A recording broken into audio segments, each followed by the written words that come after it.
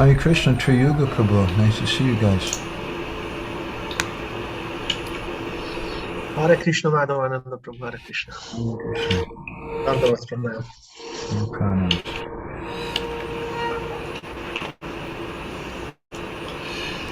Hare Krishna, Triyuga. Okay, so we'll go ahead and start. Goragraganya gana gocha goloruharam Goranga gudatama gopyada kopa briksham Gopala gada ratidam yati singha gora Govinda deshikavaram satatam namami Uttama adama kichuna bachila jachiya dile kakola Kahe premananda he mona goranga hridoya dariya bola Bhaja goranga kaha goranga Laha gorangera namare Jai Jana Goranga Bhaje Se Hoyamara Pranare Hare Krishna Hare Krishna Krishna Krishna Hare Hare Hare Rama Hare Rama Rama Rama Hare Hare Yasyaiva padambuja bhakti labhyah prema vidhana padama pumarta tasmai jagan mangala mangalaya chaitanya chandraya namo namaste chaitanya chandraya namo namaste chaitanya chandraya namo namaste madgavirapi gopala Srikuryat kripaya jari Tadaiva sambhaya pitva rishayustat priya janaha Shri Krishna Krishna Chaitanya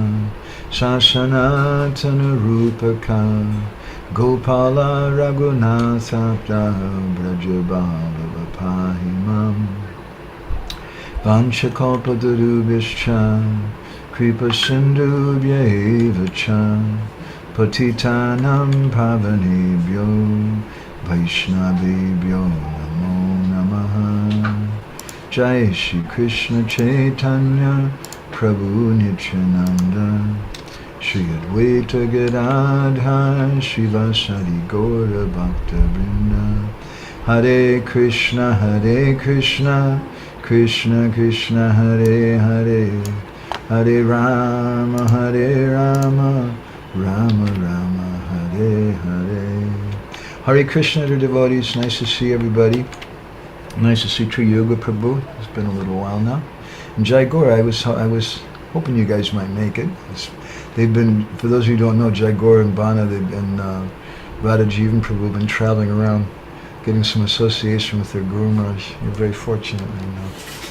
So we're on the 20th verse of the Mangala Charana prayers. Is that right? 19th verse, I think it is. Anyway, yasyaiva padambuja bhakti labhyah prema vidhana padama pumarta tasmai jagan mangala mangalaya chaitanya chandraya namo namaste Shri Chaitanya Chandraya Namo Namaste. O Lord Chaitanya Chandra, by devoutly serving your lotus feet, one can obtain the pure love for Lord Krishna that is the ultimate goal of all endeavors. O Lord Chaitanya Chandra, O great auspiciousness of the world, I offer my respectful obeisances unto you. I offer my respectful obeisances unto you. So, I'd like to speak a little something today on this verse from a commentary which is not so well known, from a Vaishnava who's also not so well known. His name was Anandi, and he wrote a commentary called the Rasika Swadhani Tika. Anandi in the Gaudiya Vaishnava Abhidan, it doesn't say very much about him, indicating there's not much known about him. he wrote this commentary on the Chaitanya Chandamrita of Prabodhananda Saraswati, which we'll be speaking about from today, which this verse we were just reading is text 9 of Chaitanya Chandamrita, Prabodhananda Saraswati. So Sri Anandi wrote this commentary in 1723 AD, before any of us were born in this life. He also wrote a book of grammar called Sigrodvada, and what's significant to us about that book of grammar in Sigrodvada is Vyakarana. He gives different examples which are mostly related to Sri Chaitanya Mahaprabhu. So Haridas Das in writing Gaudiya Vaishnavabhidhan, he says we can understand from this that Anandi was a staunch devotee of Chaitanya Mahaprabhu. So in this verse there's a number of different elements. The first verse describes that yasyaiva padambuja bhakti labhyah. The Sri Anandi comments that yasyaiva, meaning by whom, and yasyaiva, the word eva is used. It's a yasyaiva, and when you put the two together in Sandhi, then it becomes yasyaiva. Eva is singular, and he says that this indicates that in this Kali Yuga, yasyaiva padambuja bhakti labhyah, only by worshipping Gauranga Mahaprabhu can you attain prema. Or it can mean that in this Kali Yuga, Gauranga is the only worshipable Supreme Lord. Because in this age of iron, in this age of quarrel and hypocrisy, this is the only personality who has something which will save us. Yasyaiva padambuja. So therefore padambuja, I'm worshipping his lotus feet because bhakti labhyah. By worshipping his lotus feet, we'll get this bhakti. So another meaning of this first line is, indirectly, anvaya vyatirekabhyam, that the devotees of Chaitanya Mahaprabhu are the only ones eligible to attain prema, which is the highest aim of mankind, parama pumarta, described in the Vedas, premabhidana parama pumartaha. Yet a third meaning of this third line, with the second line together, is that it's the devotees of Chaitanya Mahaprabhu who are the only ones, or only by approaching those devotees of Chaitanya Mahaprabhu can we get this prema. These are three different immediate meanings here. And the verse goes on to describe that prema abhidana parama pumartaha, that the pum artha, or the parama pumartha, the supreme artha, the supreme goal in our life, is to get Krishna prema. And that thing is tasmai jagan mangala mangalaya. Having that prema is the most auspicious of all auspicious things in the universe. Or it can be an offering, a prayer to Sri Chaitanya Mahaprabhu, that he's the only auspiciousness in the universe. Or it can be saying that offering this bhakti to Chaitanya Mahaprabhu is Jagan Mangalaya, Mangala Mangalaya. This is the only auspiciousness. To offer this prem bhakti to Sri Chaitanya Mahaprabhu. And this is the only thing which is auspicious. This is another meaning. Prema abhidana parama pumarta, that this prema is the supreme goal. This is the most auspicious, or the only auspicious thing for the world is this prema. To that personality, Chaitanya Chandraya, who Chaitanya Mahaprabhu is like a moon, namo namaste, namo namaste. I offer my obeisances again and again and again to that Gauranga Mahaprabhu. So the verse also describes his Chaitanya Chandra, that the moon of the rays of the mercy which come from him are very, very special. And what it's indicating is that the rays of this moon of mercy, this Sasadara means the moon who has this wonderful cooling rays. Those rays of mercy that come from him, they destroy the ignorance in the hearts of the jivas, and they motivate them to taste, to relish nectar, because the moon is considered to be like nectar. The moon gives life to vegetables, it gives flavor to things. It's like amrit.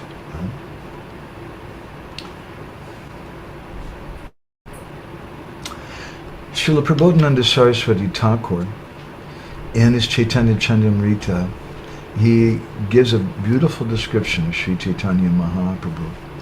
And I want to share with you a few verses from the 10th chapter of that book. Depending, there's different versions of that book, and depending on how you number the verses, it could be text 111 or it could be text 122. But he says, Srimad Bhagavatasya yata paramam tat paryam utankitam sa vayasakina duranvatayataya rasa prasange priyat yadrada rati kelinagara rasasadaika sadbhajanam tadvastu pratanaya gora vapusha loke vatirno harihi. He says that this Srimad Bhagavatam pastimes, these are tatparya, the paramam tatparya, they're very difficult things to understand, and therefore Shri Vayasakina Duranvayataya Rasa Prasangi Priyat. He only hinted about the sweet pastimes of Radha and Krishna when he described the Rasa Prasanga or the Ras Lila in the Bhagavatam. But now he said, Yad Radha Rati Kelinagara Rasasvaidika Sadbhajanam. Now Gauranga Mahaprabhu, Tadvastu Pratanaya Gauravapusha, he's come in Gauravapu in a golden form to reveal the truth of these pastimes. So this is Parama Pumarta. This is the topmost thing. This is the thing which, even though it was described in Srimad Bhagavatam, still Prabodhananda Saraswati Thakur says it was only hinted at. It wasn't really given in a direct way. And it can't really be understood, the pastimes of Radha and Krishna, completely. So what's being said here then is that the pastimes of Gauranga Mahaprabhu are the pastimes of Radha and Krishna. Or we could say, to understand the pastimes of Radha and Krishna, we have to take shelter of Mahaprabhu. Or we can say that Gauranga Mahaprabhu is part of the pastimes of Radha and Krishna. And Prabodhananda Saraswati, he goes on to describe, Ke chit dasham avapa udava mukha slagyam pare lebare Shri Dhamari padambuja drisam bhavam biju pare. Can you send a message to Prabhupada Priya Sevak and tell him I'm giving class right now? Anye danyatama. You could do it on my phone. Anye danyatama dayanti maduram radha. You had to open this. What's going on? Thank you.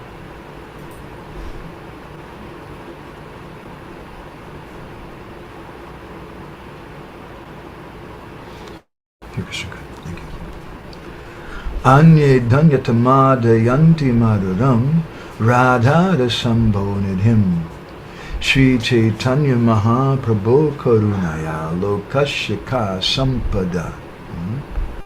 Sampada means wealth.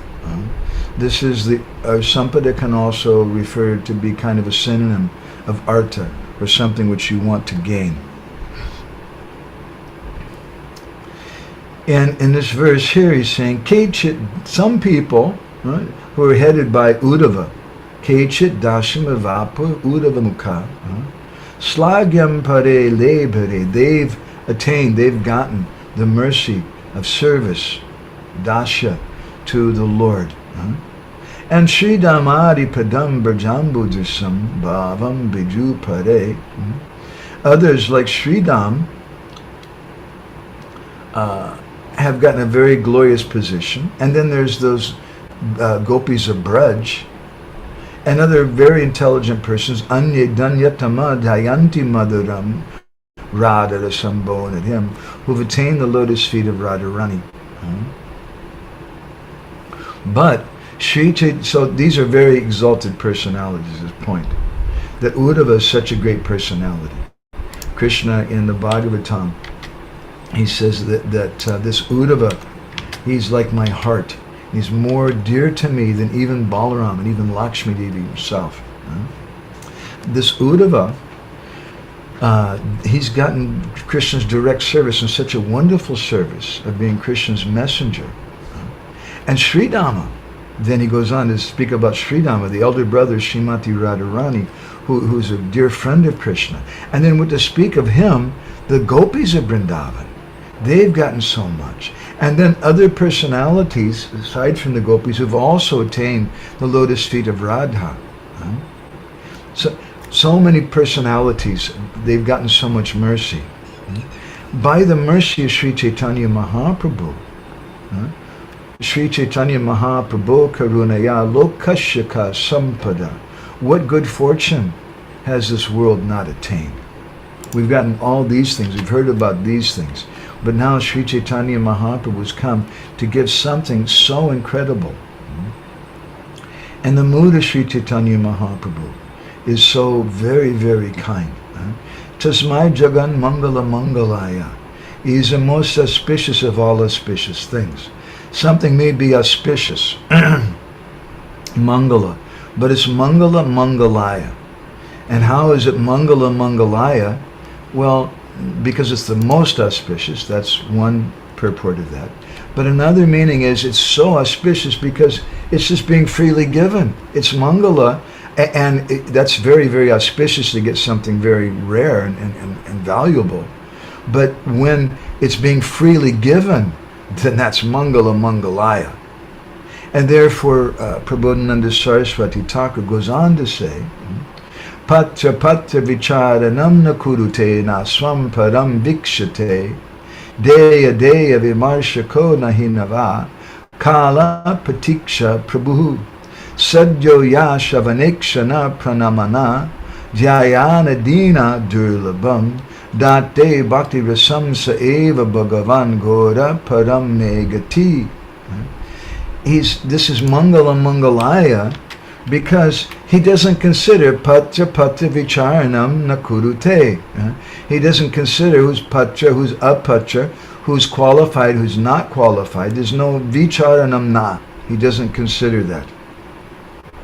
He doesn't consider who belongs to him and who's an outside person. He doesn't consider who should give it and who should not get it. This is what we need in the world today. This is what we need between Russia and Ukraine. Who cares where you're from? We just want to give mercy to everyone and love everyone. And Sri Chaitanya Mahaprabhu, he's going on to say, Navakala Pratiksha Prabhu. He doesn't consider whether it's the proper time. Sadyo ya shavanekshana pranamana jayana dina durlabam. But rather he's giving that prema, which is durlabam, which is very, very difficult to get. And how is he doing that? Shavanekshana. He's by hearing this message. Or another meaning is that even by hearing this message, you can't get this prema. It's durlabam to get that.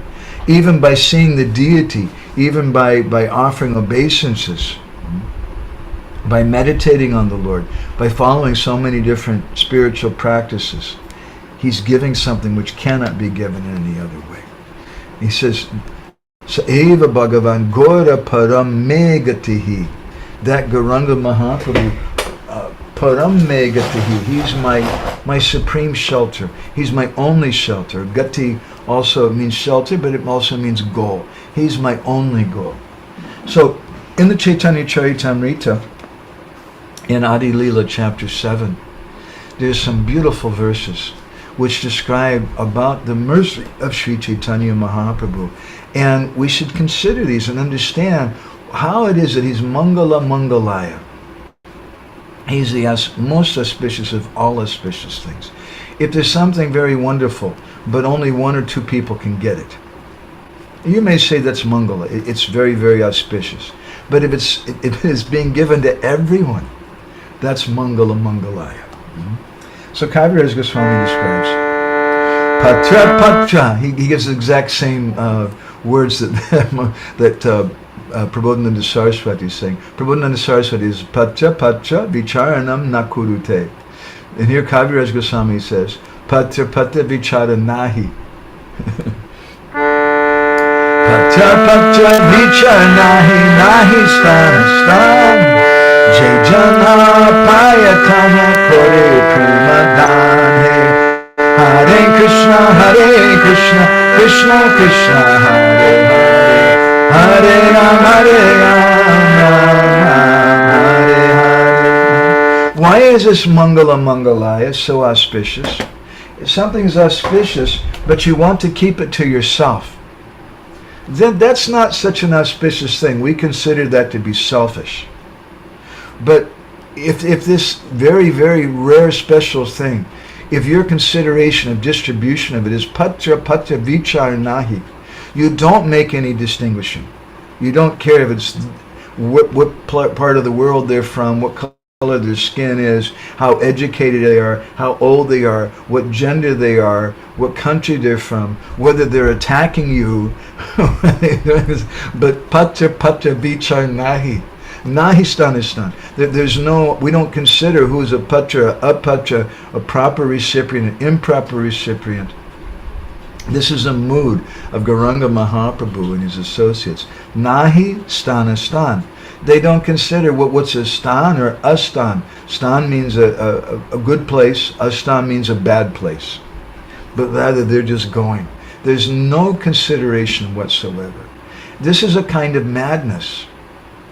Because if you don't distinguish between people, between countries, between people who are speaking different languages or age of people, then that means you don't have any vision, you don't have any material vision, which is the attitude or the behavior of a mad person.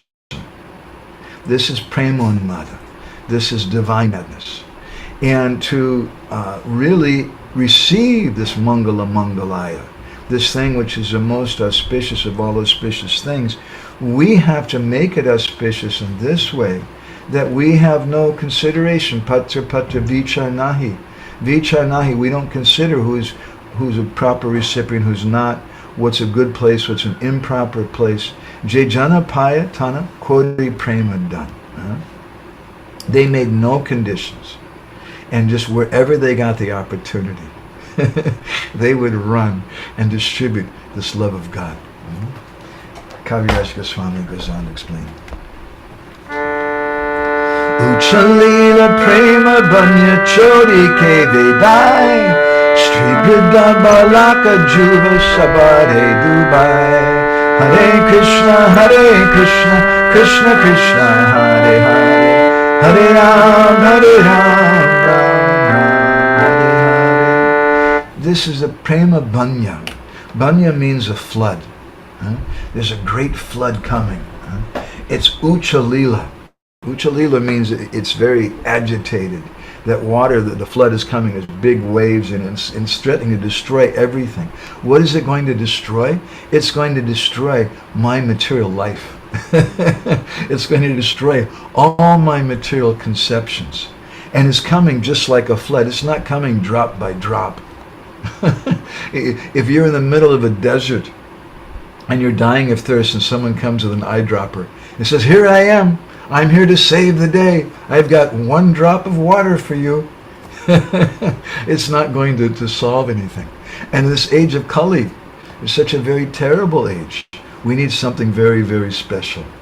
So Uchalila Prema Banya, this prema, this flood of love of God is coming. And where is it coming? Chodike Vidaya. Chodike means in all directions, and Vidaya means that it's surrounding. That Chaitanya Mahaprabhu and his associates, they've trapped everyone. I was just seeing in the news today, they're saying, Hare Krishna, that the Russians, their plan is to try to surround Dnipro in some of those places and cut things off. And that's what you do in war. So we're also going to war. And this war with Russia and Ukraine is a temporary war. And right now you call one country Russia, but previously it had another name. You call this Ukraine now, previously it had another name. We're not concerned with those names. We're not concerned with the properties. We're concerned about the devotees there. We're concerned about the people there. But things will always change. But this is the nature of war, that you want to try to surround the enemy. So in this flood of love of God, it's Mangala Mangalaya, because this Prema Bhanya, this flood of love which is coming, is Chodike Vedaya. It surrounds everybody. It's there for everyone. It says Stri, Brida, Balaka, Juva, Sabare, Dubai. They're not considering whether you're a woman, whether you're Brida, whether you're Stri, means a woman. Brida means you're an old person. Balaka means a young person. Balaka also means someone who's a fool, because they're just like a child. Stri, Brida, Balaka, Juva, you may be a young man. Sabare, Dubai. All of them are immersed in that flood of love of God, the Sri Chaitanya Mahaprabhu. Kaviraj Goswami goes on. Sajjana Durjana Pandu Jada Andagana Prema Vanyai Dubahila Jagatira Jana Hare Krishna Krishna Krishna Hare Hare Hare Ram Ram Ram Hare Hare. He says, in this flood of love of God, in this movement, this is Mangala Mangalaya. It's so very, very auspicious. Because in this movement, he says that this Krishna conscious movement, it's there that this flood is coming for who? For the Sajjanas, for the persons who are high class, and it's also coming for the Durjanas, for those very wicked personalities. Sajjana, Durjana, the Pangu, the people who can't walk, the Jada, the people who are invalid, Andagana, blind people, this Prema Bhanyaya, or this flood of love of God, this is there for all of them. And we should understand this thing. Sometimes we want to put conditions. We want to say, well, this person's a real devotee and this person's not a real devotee. But we don't understand. This movement is not just for Sajjanas, but it's also for Durjanas. It's also for rogues and rascals. And some people, they say, yeah, who was really a disciple of Srila Prabhupada? And it's, in one sense, that's an honest question, because we want to associate with someone who's the real deal. But in another sense, this movement is not limited to Sajjanas. And this is a point Kaviraj Goswami is making. Sajjana Durjana. It's open for everyone. It's going to drown the whole world. Whether you're a gentle person, a Sajjana, you're a Durjana, you're a rogue, whether you're lame, you're invalid, you're blind. Prabhupada in his purport, he says, here again it may be emphasized that although jealous rascals protest that Europeans and Americans cannot be given the sacred thread or sannyas, there is no need even to consider whether one is a gentleman or a rogue, because this is a spiritual movement which is not concerned with the external body of skin and bones. Because it is being properly conducted under the guidance of the Panchatattva, following the regulated principles, it has nothing to do with external impediments. What a purport from Srila Prabhupada. Let's pick this apart a little bit, this purport. Actually, let me put this on the screen. This is a wonderful purport from Srila Prabhupada. Srila Prabhupada, when he wrote this purport, it seems clear from the history of ISKCON and the Gaudiya Math the Prabhupada was speaking largely about his godbrothers. And there were some persons in India at that time who were protesting it, and they were saying, how can you give initiation to this person? This person's not a bona fide Vaishnava. Or worse yet, how can this person be a sannyasi? Or now we see someone may say, how can they be a guru? But Prabhupada says here that these persons are jealous rascals. Anvyavyatirekabhyam. There's a direct meaning and an indirect meaning. This is an indirect meaning because the direct meaning, satjana, durjana, pangujata, andagana. Now, this is a direct meaning that is there for everyone, gentle people, rogues, and everyone. So if you protest against this, that means you're an envious person. We should accept that it's meant for everyone. And these envious people, they complain, they protest that Europeans and Americans cannot be given the sacred thread or sannyas. So one point that's made here too, Prabhupada says, there is no need even to consider whether one is a gentleman or rogue, because this is a spiritual movement which is not concerned with the external body of skin and bones. So if we find ourselves saying that, oh, these are not bona fide disciples, certain persons, they're not really genuine devotees because they're not humble, or they don't have this quality or that quality that we're looking for, then you don't understand Srila Prabhupada's movement. It's not that Prabhupada, somehow he's just this old man, he's a little bit senile maybe, and somehow all these rascals just put one over on him and they trick Srila Prabhupada. But I'm smarter than Srila Prabhupada, and I can see that these guys are really not bona fide. And I'm going to step forward, and I'm going to say the absolute truth, and I'm going to expose the rascals, and I'm going to drive them out. We don't understand. It's a spiritual movement. There's no need even to consider whether one is a gentleman or a rogue, because this is a spiritual movement. Prabhupada knew that. Don't think for 1 second Prabhupada didn't understand that there's some Durjanas joining the movement.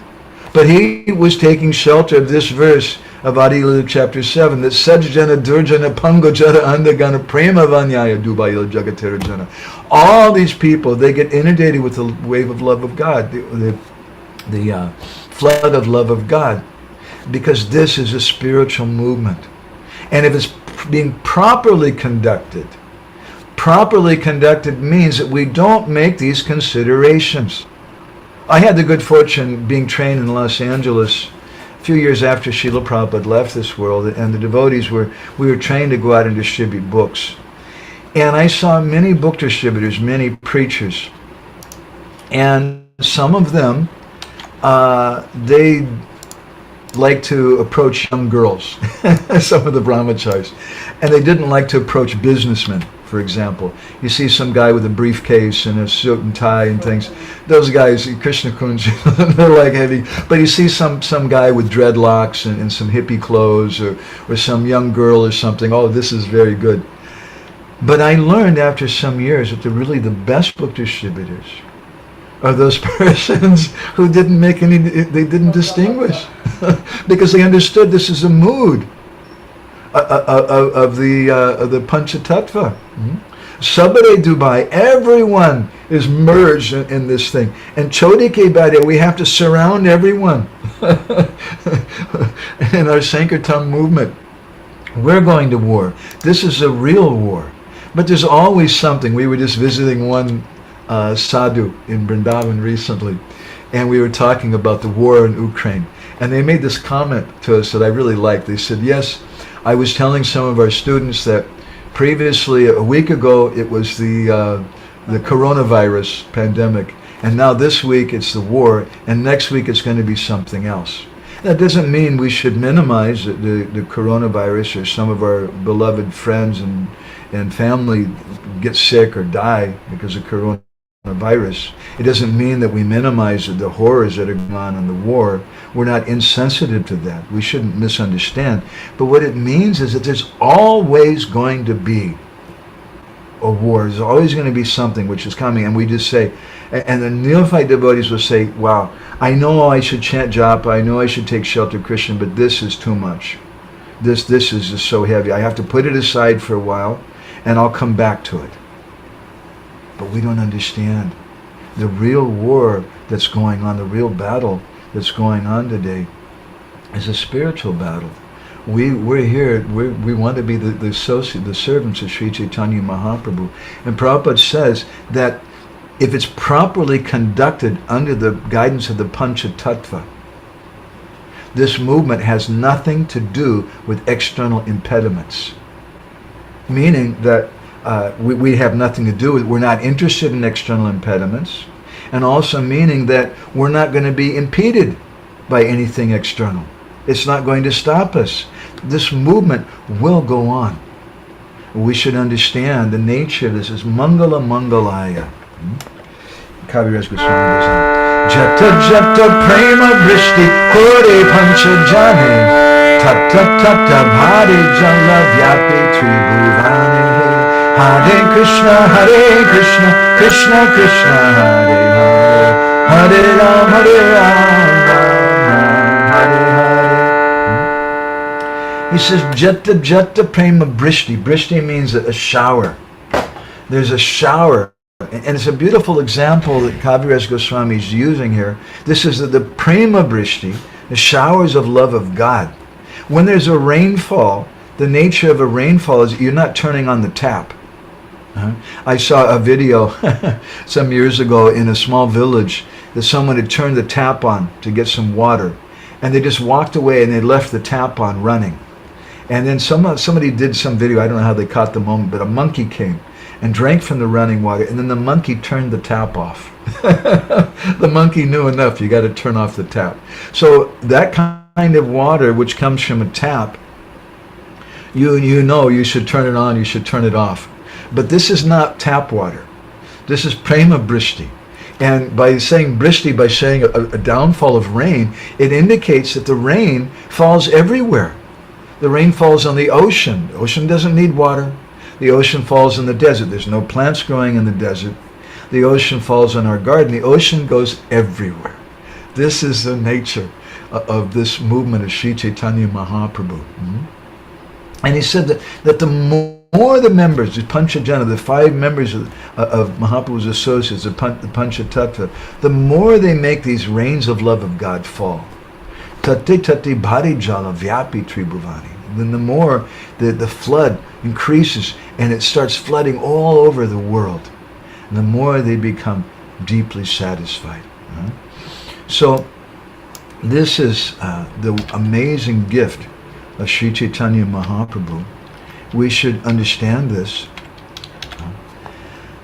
Therefore, Prabodhananda Saraswati Thakur is giving us this verse, for Guru Maharaj is quoting this verse in his Mangala Charana, that he says, Premabhidana Parama Pumartha, that Mahaprabhu was giving the most amazing thing. Premabhidana, it's the supreme goal. What is that amazing thing that he's giving? Prabodhananda Saraswati explains it. Prema nama bhutartha shravana pattagatta kasya namna mahimnaha ko veta kasya brindavana vipina maha madurishu praveshaha ko vajanati radham padama rasha chamatkara madhurjasimam ekas chandra chaitanya chandra padama karunaya sarvam avischakara. He said that ko veta kasya brindavana vipina.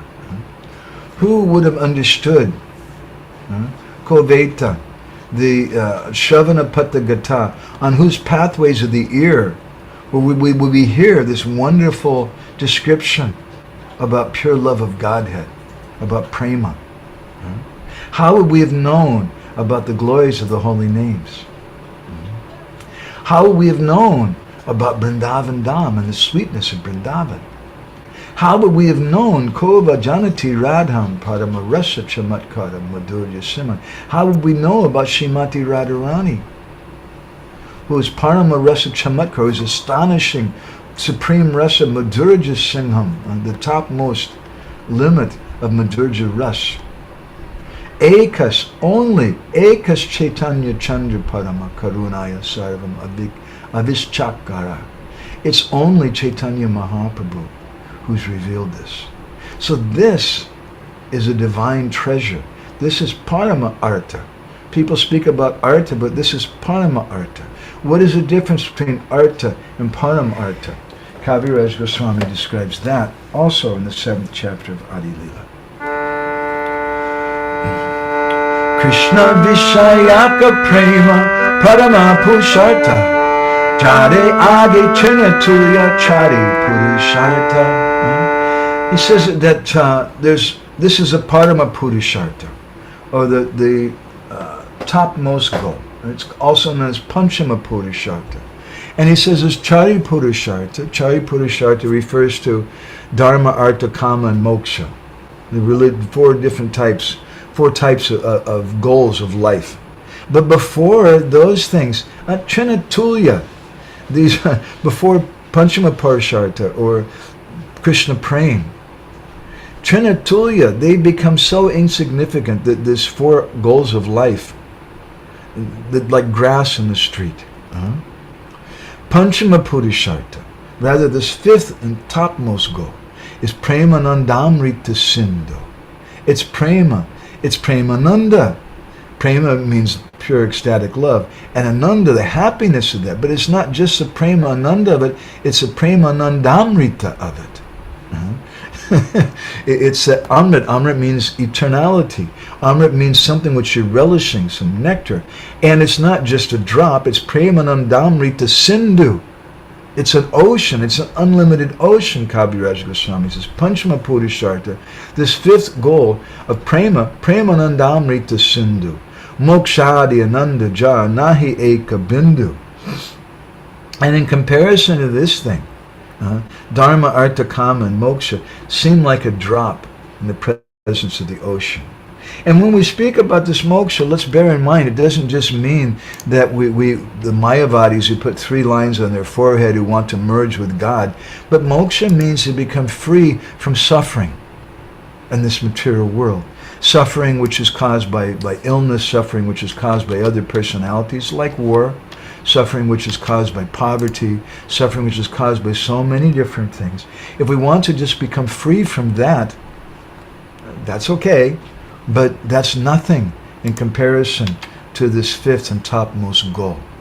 And then Prabodhananda Saraswati in this verse, he describes that Chaitanya Chandraya Namo Namaste. The Namo Namaste, I offer my obeisances again and again to that Chaitanya Mahaprabhu, who is Chaitanya Chandraya. And why? He describes him here as the moon. In the second verse of Chaitanya Charitamrita, very famous verse, Kaviraj Goswami compares Gaura Nityananda to the sun and the moon. Vande Shri Krishna Chaitanya Nityanando Sahodito Godadai Pushpavanto Chitrasando Tamonudo. He's saying that they're so amazing, they're just like the sun and the moon rising together, which dissipates ignorance. So the moon of Chaitanya Chandra, why is he compared to the moon? We just touched on that a few minutes ago. I'd like to elaborate more. The moon, as I mentioned, indicates the rays of mercy. And those rays of mercy, they destroy ignorance in the heart, and they enable us to taste nectar, because the rays of the moon give nectar. So Gaura Nitai, Kaviraj Goswami says, they're like the sun and the moon. The sun rises and it dissipates the darkness. The moon also does. But there's a little difference between them. The sun gives some heat, and the sun purifies so many things. And the moon gives nectar. So Kaviraj Goswami says they're like the rising of the sun and moon. But this sun and moon are different than the ordinary sun and moon. The sun is so powerful. If you put some stool on the sidewalk, if there's some dog stool or something there, and it sits long enough in the rays of the sun, that dog stool will become purified. And it'll turn into dust, it'll turn into soil. But that's the nature of the sun. It can purify everything. But the sun can only purify things which are in the rays of the sun. If that same dog stool or nasty thing is inside the house, then it's not going to become purified. But the nature of Gaura Nitai, their mercy, it goes inside the house. It goes inside of the heart. It pervades everything, and it purifies everything. So we offer our obeisances to Sri Chaitanya Mahaprabhu, Chaitanya Chandraya Namo Namaste, again and yet again and again. So again, this verse from Prabodhananda Saraswati Thakur, yasyaiva padambuja bhakti labhyah. This first couple lines indicate that by using the word yasyaiva, the word eva, that in this Kali Yuga it's only Gauranga Mahaprabhu.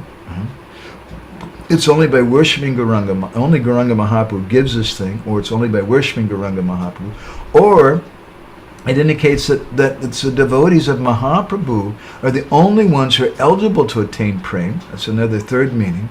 And a fourth meaning can be that only by taking shelter of the devotees of Gauranga Mahaprabhu can we get this prem. And therefore in Kaviraj Goswami's Chaitanya Charitamrita, he describes Jansabalana Prabhu Nitya Bihar Jansabalana Prabhu Kirtan Prachar Jansabalana Korina Prema Asvadana Jansabalana Dana Kori Prema Dan Jansaba, Jansaba, Jansaba, Jansaba. He says it 4 times in these 2 verses. Janasabha means those personalities, or the personalities in the Sabha, or the devotees. Lana Prabhu, who the associates of Gauranga Mahaprabhu, who are Nitya Bihar, they're always associating with Mahaprabhu. And this is a whole nother subject, which to unpack this would take me a lot longer, but some of you have heard some of our discussions before that we've spoken about the phrase Nitya Siddha, and how Prabhupada describes and how Shastra describes it. As soon as we become very serious and surrender and we give everything to the Sankirtan movement of Chaitanya Mahaprabhu, you're a Nitya Siddha, even if you're born in this world. Jansabalana Prabhu Kirtan Prachar. It's through those devotees that Kirtan Prachar, that this Kirtan movement, Prachar, it's the movement's expanding. Prachar means to expand, or Prachar we often translate it, Prabhupada translates usually as preaching. Here he translates as movement. Jansabalana, those persons in association, Mahaprabhu, who are associating with Mahaprabhu, Korena Prema Asvadan. In association with them, he's relishing, he's tasting love of God. Those associates like Roy Ramananda and Srup Damodar Goswami, like Jagadananda Pandit, like so many different associates of Mahaprabhu's come, and they're helping him to relish that love of God. Jansabalana Dana Kori Prema Dana. And it's those associates who are giving in charity that Krishna prema. So this is a few thoughts. I'm sorry, I feel like I was running a little bit, but I wanted to try to finish this verse in one session. It's hard. Guru Maharaj once he said that he said Krishna's laughing at him because he said, I'm trying to finish this discussion in one class, and it's an unlimited subject. He said Krishna's laughing at him. So I'm not like Guru Maharaj, but I think Krishna's laughing that we're trying to finish this topic in one session, and it's an unlimited subject, and we should understand that. But still, we also have to go on to other topics. So this is a few thoughts from this verse. Yasyaiva padambuja bhakti labhyah prema bidana padama pumartaha tasmai jagan mangala mangalaya chaitanya chandraya namo namaste chaitanya chandraya namo namaste Sri Chaitanya chandraya namo namaste. So there's a few comments here from Ujjwala Rasiga here. Ujjwala, are you still present? Do you want to read your comments? Or shall I read them out for you? Hare Krishna. No famous brick wall today. Or are you going outside for the brick wall? There's the brick wall. Hare Krishna, Prabhuji. My pranams to you and to all the devotees. Beautiful class, Prabhuji. We hear how Gauranga is merciful, but as you are explaining, one after the other, it's not just a drop. Ocean, not just an ocean. Ocean from all sides. And you get trapped. And not just you, everybody gets trapped. I'm like, can it get more, more merciful, more wonderful than this? And a beautiful analogy of, when the rain falls, it does fall everywhere, not just where it is needed, but deserts, fields, muddy places, dirty places, beautiful places, everywhere. That analogy was like, okay, wait a minute. Who do I exclude? On what basis do I exclude anyone at any time not being wet by rain? That's beautiful, Prabhu. The whole katha it was just enlivening. Thank you, Prabhu. You made me very happy, Ujjwala Rasiga. Thank you very much. And indirectly, we can say from that verse, we're speaking about the brishti or the rainfall coming down, that if someone complains, why is the rain falling across the street? Those people don't deserve the rain. Or across the street is the ocean. It's not needed there. It should only fall here. Then we're just envious and we don't understand the nature of this movement.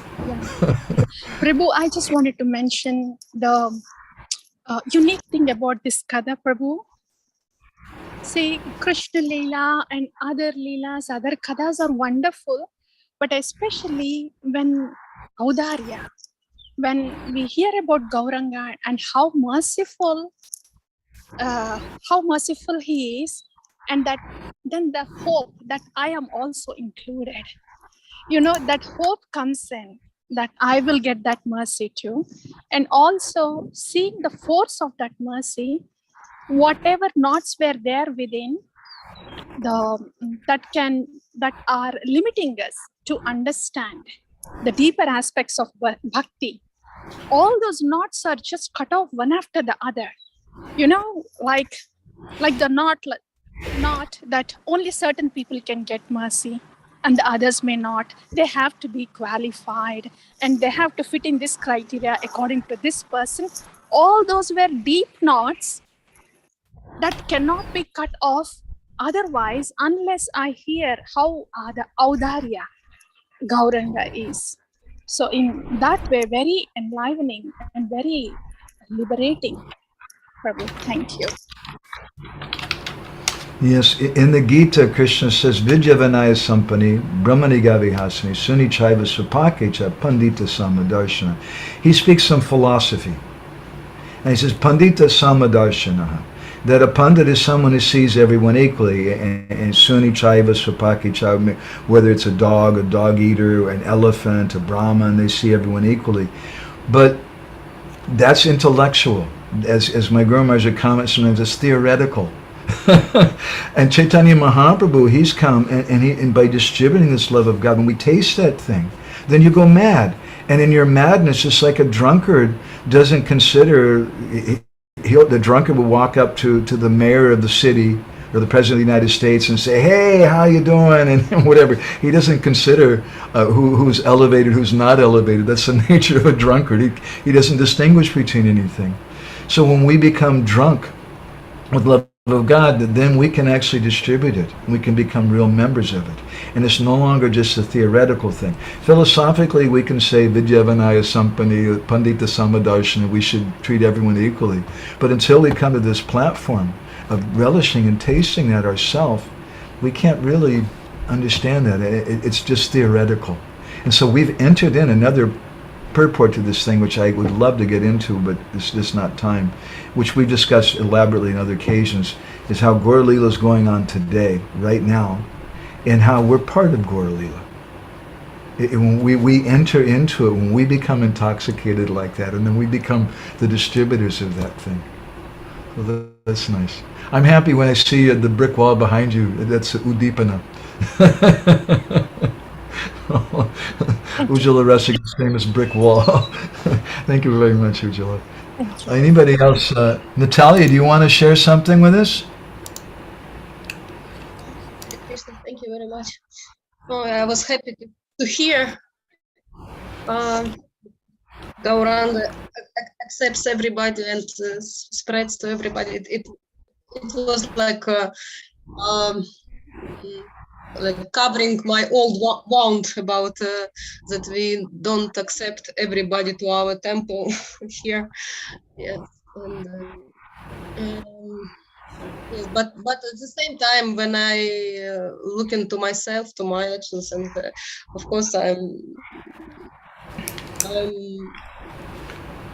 have many thoughts why I do not preach to everybody.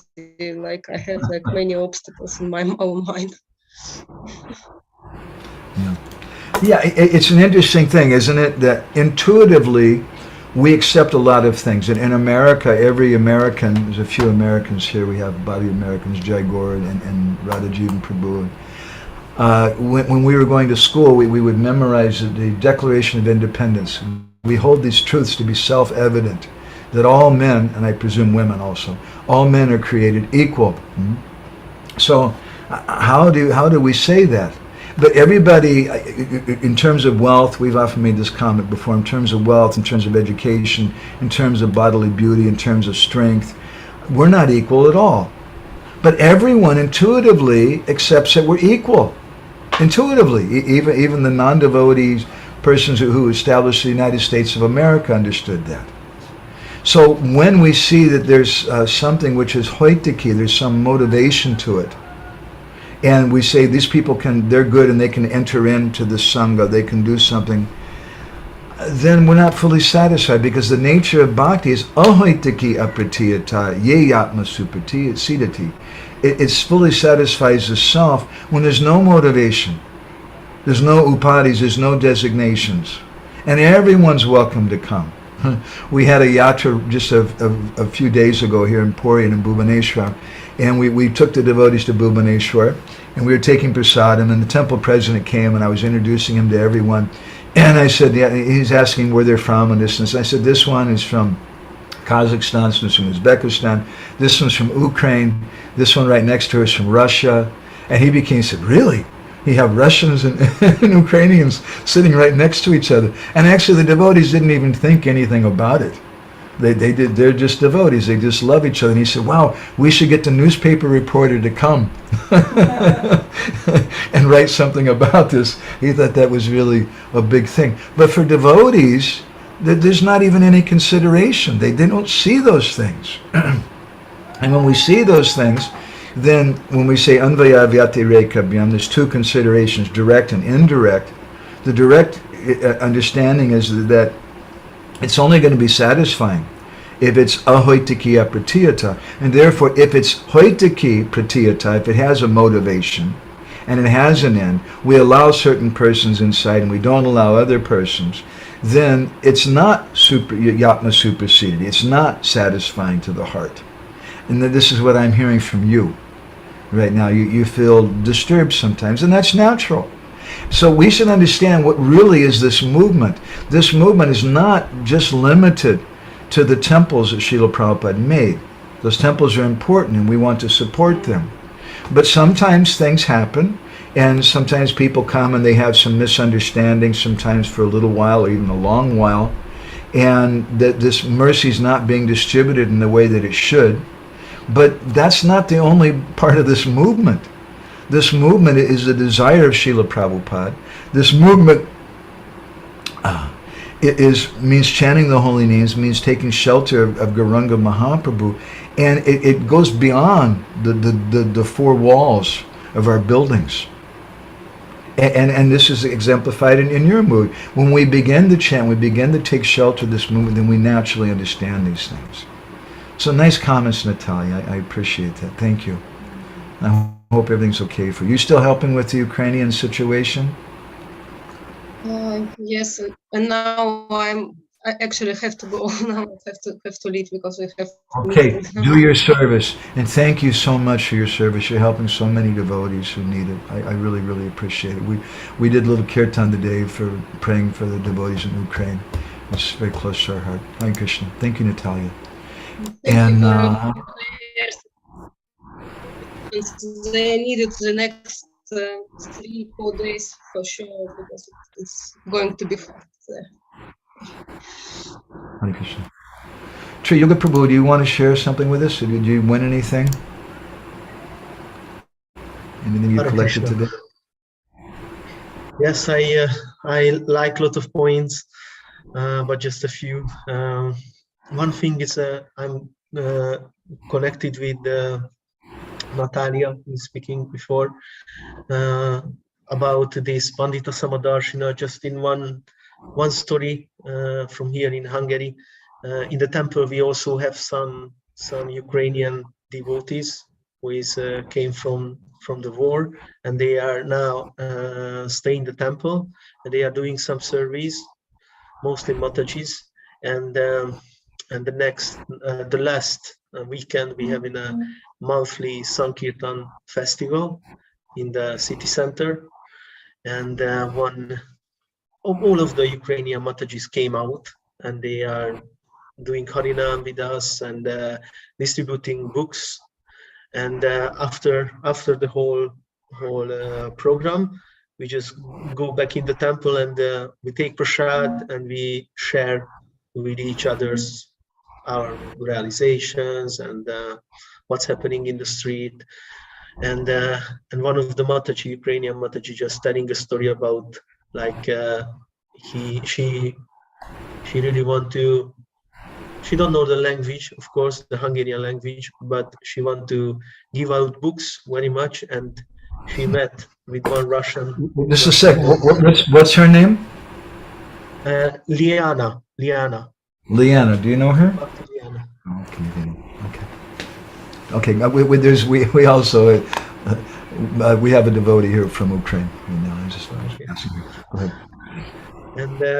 And she just tell the story with very happy face, like, oh, I want to give out books, but I don't know the language.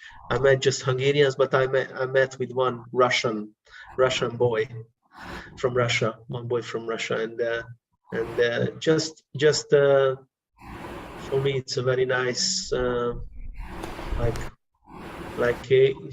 she's came from war, and she's not thinking about enemies like Russians in enemies or something like this.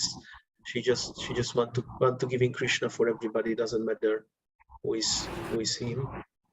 So one thing, this I'm very here in Hungary. We are very we are wonder how Ukrainian devotees, how they are full with devotion, and some of them just came like 1-2 days ago, and the next day they came out with us to Harinam, and they are just dancing with a smiling face, look like nothing happened in Ukraine.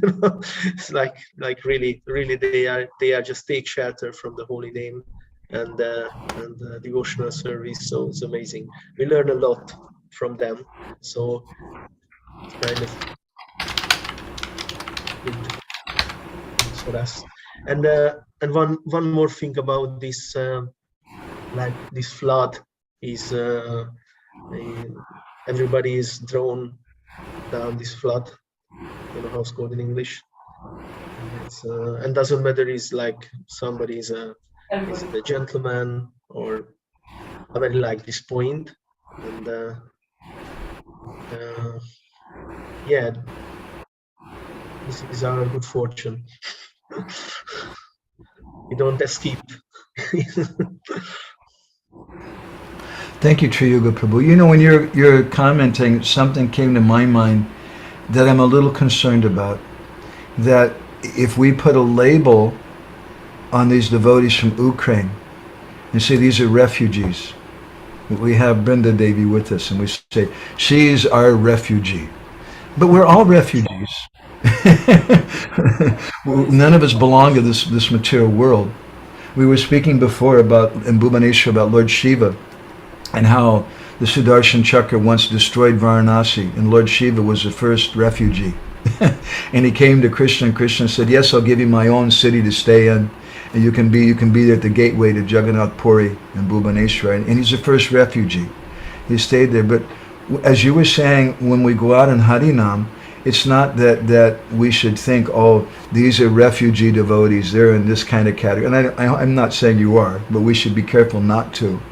We're all devotees, and we don't distinguish but whether this person's here or this person's there, we're just all, and when you go out in Harinam, like you're saying, and the devotees just forget about everything and they're just smiling and so happy and ecstatic, then there's no, Ukrainian, Russian, Hungarian devotees. All that's just external. And we have to come to that point where we need to be careful also, even as devotees. We can start thinking. I was thinking about this recently because I have her sitting right in front of me. I'm sorry to embarrass her, but Brenda Devi, she's staying with us, and she's a refugee. But I didn't feel comfortable to talk about her as a refugee because like you're finding with these devotees, she's just part of our program here now. She's helping in so many ways. She's part of our community, and it's not that she's she's a different kind of person. We're all refugees. We're all in this thing together, and we're moving together in service. That was a little thought that I had. Hare Krishna. Thank you, Prabhuji. And let's see here. How about Radha Jivan Prabhu? Everybody else has been making comments. It's going to be hard for you to find anything to say now. Do you have any reflections you want to share, Prabhuji? Radha Jivan Prabhu, you've been doing some service for your Guru Maharaj, I heard recently. You're very fortunate. I was just appreciating the different analogies you were giving. The first one with the book distributor, not, the better book distributors ended up being the ones that wouldn't discriminate.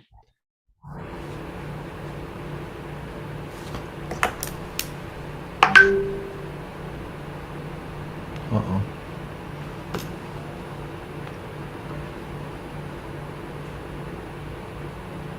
Looks like their internet connection dropped or something.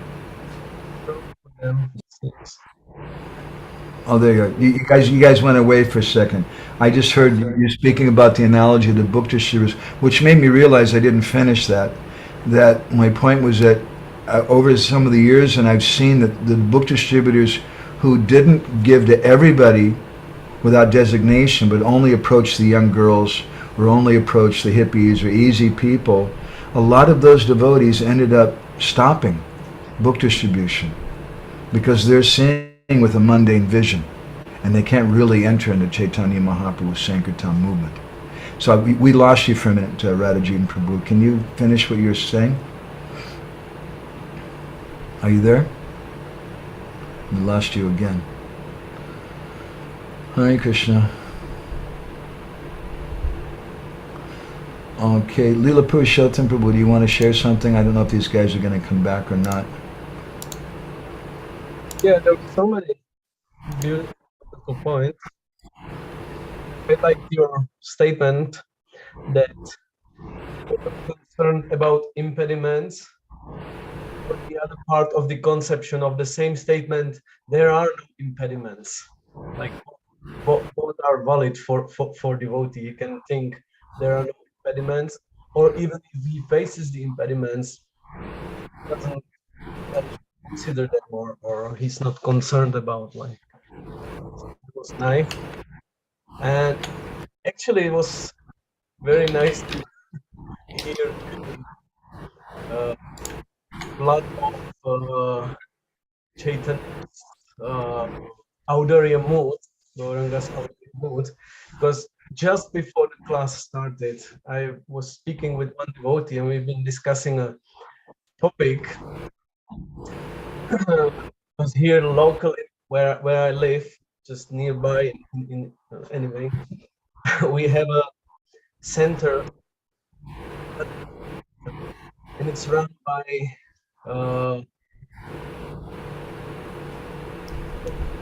followers of certain guru in who is well known, famous for being the strictest possible in the world. Can you do something to make yourself more clear? I don't know, or speak closer. Yeah, try that. Okay. Yeah, so we've been talking Much with better. we've been talking with the devotee about the situation, because we've just been confronted with one of the devotee being just burned and then leaving the devotional service, and then we were like really concerned and a little bit sad, and we were talking about the situation, and we came to a very nice to me actually satisfying conclusion that those devotees, they have a tendency to be like super strict. I would dare to say with the honest fear of the losing devotional service with the loose standards, you know, like approaching very loosely to sadhana bhakti. So they rather prefer to be like super strict. But we said, like we came to a conclusion that it has its other side also. And the other side is that you may harm aspiring devotees or devotees with this super strict approach, same as you can harm them with the approach to the sadhana bhakti, in the sense that you create the environment that if your devotional service is not on such a standard, and then you strictly define, you know, like then it doesn't have any value actually. You find when it happens that you find yourself in a situation, well, I just can't really follow it that way. It's not within my adhika, within my ability. Then I come to a conclusion. Okay, it doesn't have a meaning at all, and then I go materialistic sangha to give up completely. And we can see it around that center. We can see that it happens to those who would aspire for devotional service, and they even come to the point of initiation, and then 2-3 years after initiation they just we came to that conclusion that it's actually you create the same danger and harm to the society with that approach as you would create with you know, too benevolent and yeah, it's okay and this is not necessary and that. So there are like both sides are.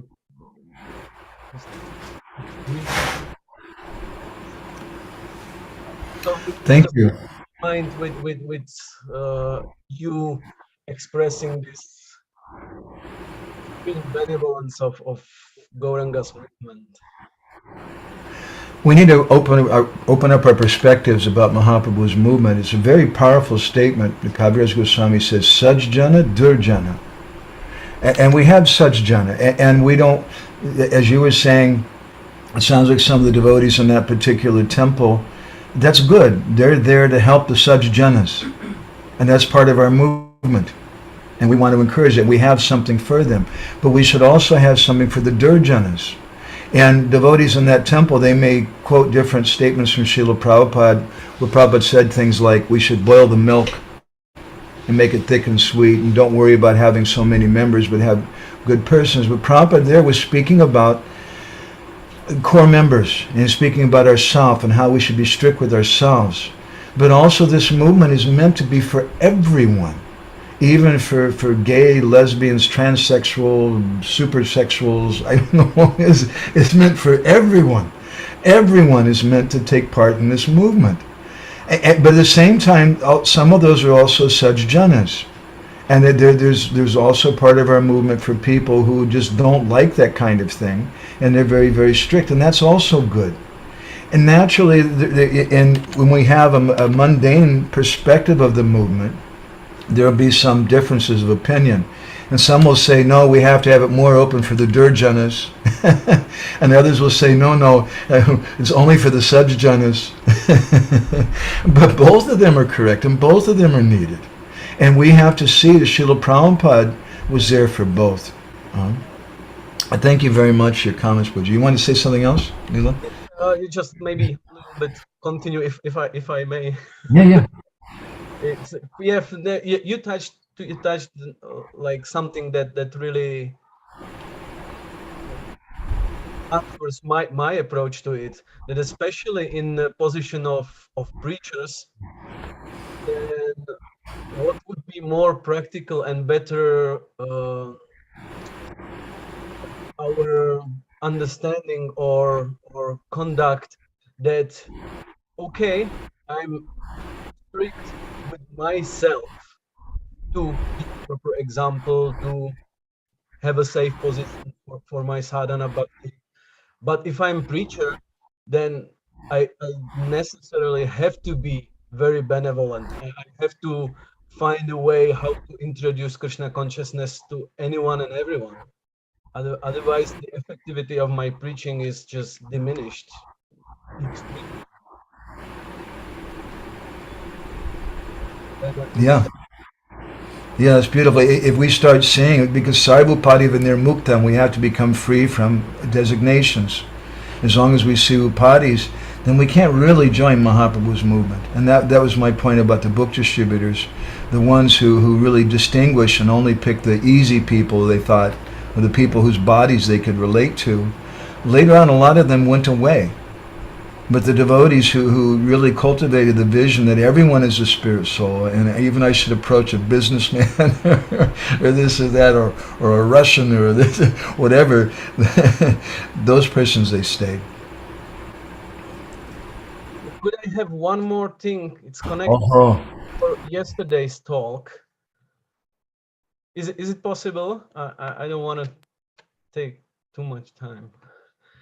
But yesterday, Go ahead. I just muted my mic. Jaigor suggested that to me. It's a good suggestion. Go ahead. I almost asked that question yesterday, but then they stopped the meeting on that Gita conference. so because it came to my mind one like vision of the situation, because what was discussed was the relevance of Bhagavad Gita to such a situations like war, and it was connected to today's situation, Russia with Ukraine. And I was thinking, historically, if we look back to World War I and II, we can see that there were the whole generations, especially in Europe. It's kind of my history, actually, like my bodily history, is that the whole generation just lost their theism on experiences during the war.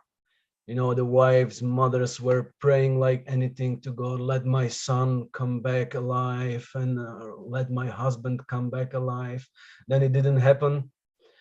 And then the whole, it was like catastrophe for theism in the society, actually. It's like, so my thoughts were like, what would we as a Vaishnavas could I do, say, tell them, I don't know what verb to use, but how could we help to persons with such a heavy samskaras, you know, having their sons, husbands died in the war, and just losing their faith in God, like coming out with the arguments like, if God would exist, nothing such terrible could happen. God couldn't allow something so terrible like war and what's going on in war. And so what would be our input to help them to save their theism, to save their faith in God? When we engage in counseling, even mundane counseling with the speaker for devotees, when you're speaking to someone who's been abused, or you're speaking to someone who's been through a very horrific situation, and due to their neophyte mentality or their bodily consciousness, they can't get over that bad thing that's happened to them, you have to acknowledge that. And if you just come in and just say, we're not our body. You know, okay, so you were molested as a little boy, but you know, you're not your body, and you just have to understand that and just accept it as your karma, and tatenu kampam susamikshamano, just accept that as part of your bhakti. You can do that, if someone is a little more advanced and they're out of the bodily concept. But if they're in the bodily concept, and if they're not so advanced, then we have to speak to them where they're at. And the way what they need is not just philosophy and words, but they need empathy. They need to see that devotees are kind. And this is a beautiful thing I'm seeing right now, like in Dnipropetrovsk and other places in Ukraine where they're preaching. For a while, the devotees are going out with books and saying, this is the greatest philosophy in the world, and this and this. And people were, yeah, I got to get to work. Thank you very much. But now there's bombs dropping all around them. And they see those same devotees, they're becoming saints. And they're doing everything they can to go out and feed people and take care of their bodies. Now we could just go out and say, you know, you guys are not your bodies and just don't, but it's not going to work there. So they're giving them prasadam, and those people's hearts are melting when they see that. So we have to, as expert preachers, and this means not only with non-devotees, but with devotees too. Because there's a lot of devotees also, a lot of us are in the bodily conception of life. And we have to, our symptom of love is that we don't demand that you're perfect, or I'm not going to talk to you because you have some material desires, you made a mistake, this or that, I'm not going to talk to you. We have to go beyond that and love them and forgive them and care for them and speak to them where they're at. And we should give a little injection of the true philosophy, but we have to try to be expert enough to do it in such a way that is not going to disturb them. And that's difficult sometimes in a broad sangha also. We have different people there, maybe you don't want to compromise what's being said in a group of devotees or something. Or because if you compromise and you speak to that one person who may be in a bodily conception or something, then you may give the wrong idea to the other devotees who have a little more detachment from the body. Anyway, my understanding and the answer to your question is we have to be personal. We have to be caring. That's what's going to change things. Thank you, Prabhu. We've gone really long. I don't want. By the way, Anapayani Radha, we're so happy that you're here with us today. But and I'm not going to ask her to speak. She just joined late, and the reason why she joined late is she's had a fever. She's been sick for a few days. I'm sorry to hear you have a fever again. It went away a little bit, so you just get lots of rest. If you want to come back to Puri, here it's really nice. It feels like it's about 30 degrees or something, or in 25 or 30. It's hotter than that, but because there's been cloudy and the wind is blowing all the time, it's very, very nice and cool here lately. It's been really, really good. Anyway, I hope you take care, Anapayani. And thank you, little Purushottam Prabhu. Jaigor, do you want to share something with us?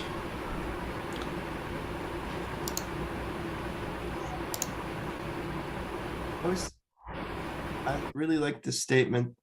I can't remember quite where it was from now, but you said if it is properly conducted under the guidance of the Panchatattva, this movement has no external impediments. Is that what it was?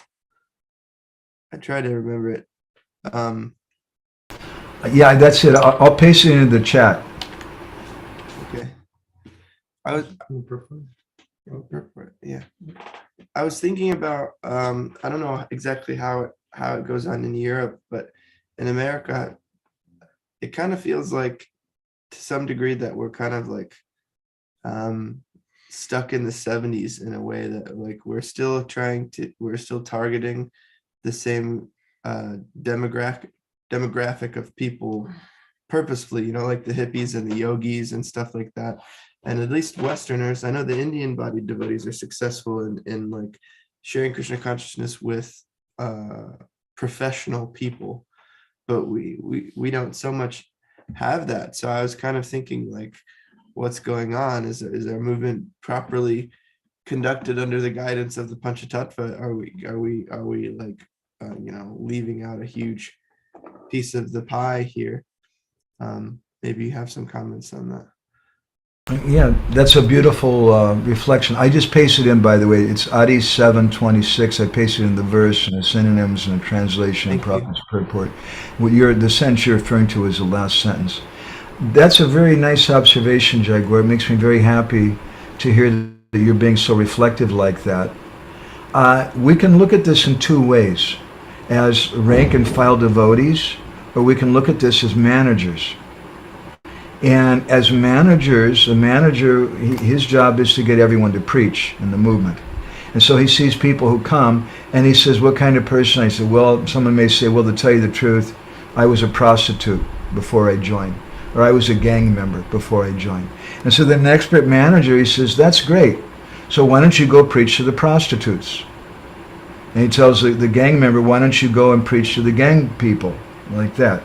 So from the perspective of a manager, we're preaching to everyone. And he's managing like that with the new people. Now, as an individual, as a rank and file devotee, when I joined, that's not very high. I remember I was also going to Grateful Dead concerts before I joined, and going to rainbow gatherings and things. That's where I first met the devotees. And so after I joined the temple, for the first, I don't know, after a couple of years, for about 1 or 2 years, we were traveling around in a van going to all the Grateful Dead concerts and barter fairs and all that kind of stuff, and preaching to those kind of people, because those are the people I knew how to talk to them. I knew their language. But after some time, I didn't do that so much, and hopefully now we've expanded to something a little higher than that. So when we join and we're in the bodily conception, then an expert manager will not hate you for that bodily conception, but he'll dovetail it, he'll engage it.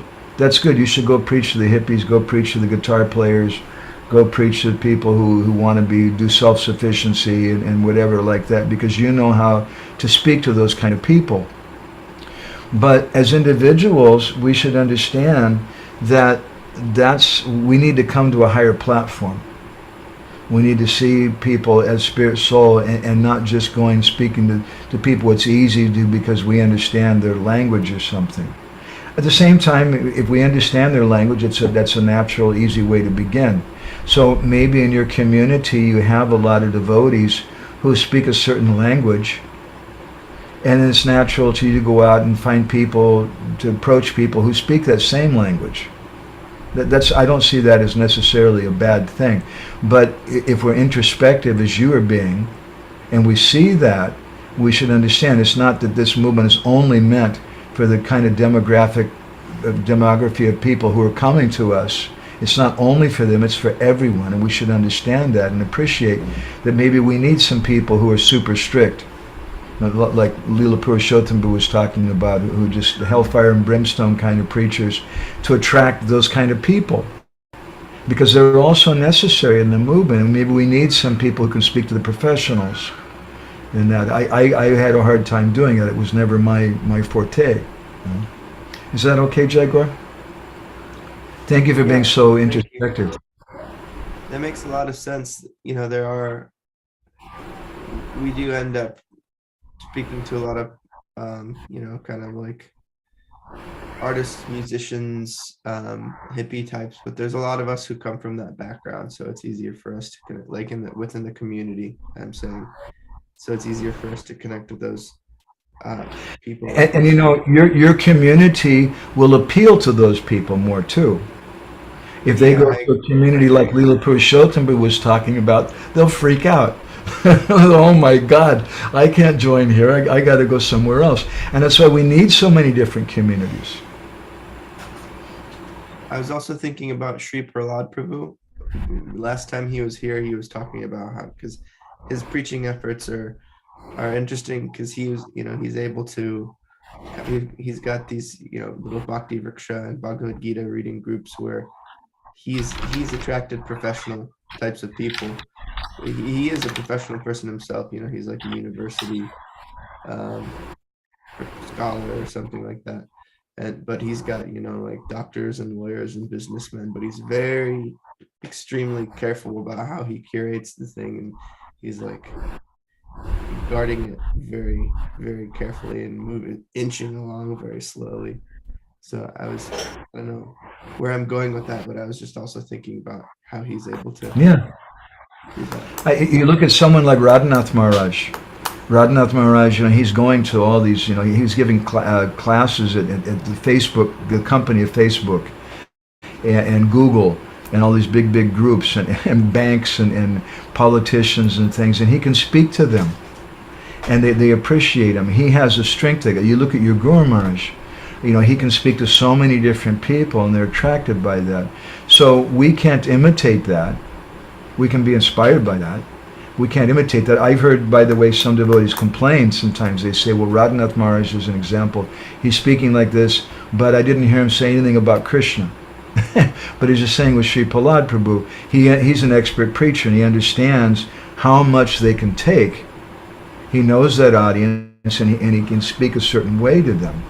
So we should appreciate and respect that, and respect that, he's going to speak in a way that's different than me.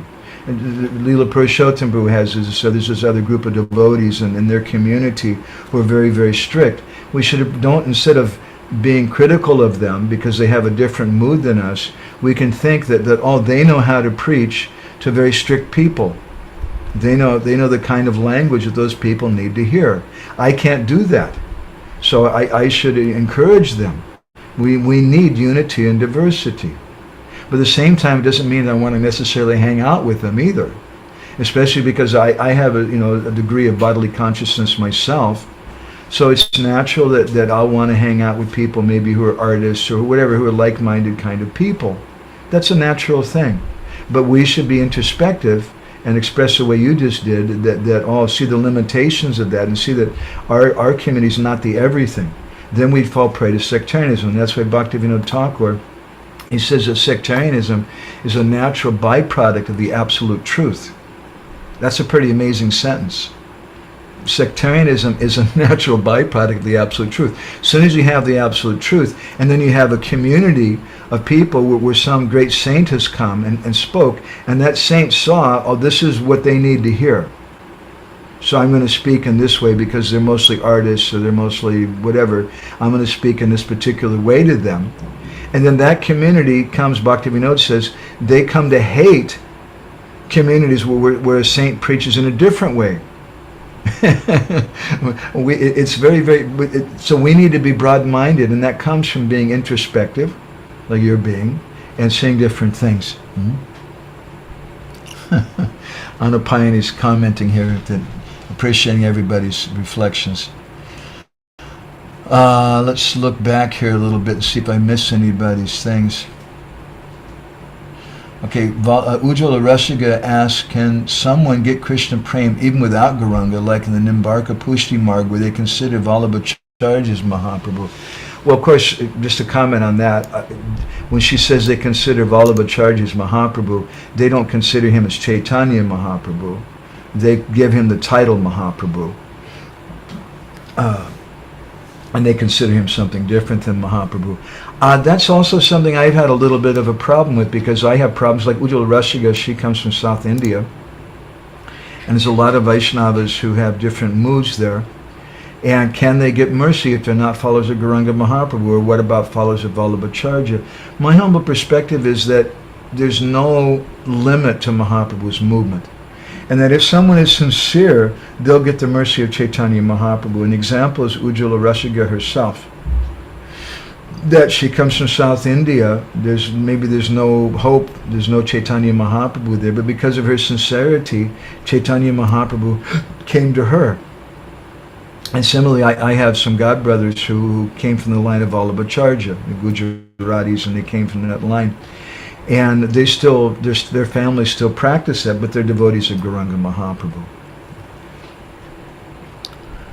Okay, I'm going to Thai Prabhu. Ujjwala Rasiga, she's commenting, wonderful Gauranga and his associates are trapping everyone in the flood of love of God. Yeah. Okay, so I'm going to go ahead and stop there. I'm sorry for going so late. I'm really I want to try to finish in a timely way so it's not disturbing, especially I know for the devotees in America, for you guys, this is early morning and you got real lives, you got to go out and work. Oh, but we didn't hear from Bhani Biharani. Is she there? She thought she could escape. Bhana, you thought you were going to get away, didn't you? Yes. It's not complete unless we get to see your smiling face at the end and here's some comment from you, even no matter how small and simple that comment is. Do you have any reflection you want to share? I don't have any reflection. No, I'm sorry. That's why she was trying to get away. But you can't because we have you surrounded. His mercy is surrounding you. Okay, so thank you all so much. I really appreciate it. It's nice seeing Anupayani here too. We should all say some prayer for Anupayani's health, but also for our friends in Ukraine. I'm worried very much about what's happening today because this astrological configuration, maybe some very terrible things that have gone on. Or maybe it was, because I know yesterday there were some terrible things that happened. Maybe that was a build-up for today or something. I don't know. Anyway, Grunta Srimad Bhagavatam ki jai, Srila Prabhupada ki jai, Samabheda Bhakta Binda ki jai, Vancha Kalpa Darubhishcha, Kripa Sindhu Bhyeva cha Patitanam Pavanebhyo, Vaishnavebhyo Namo Namaha. Till next week, dear devotees. Hare Krishna.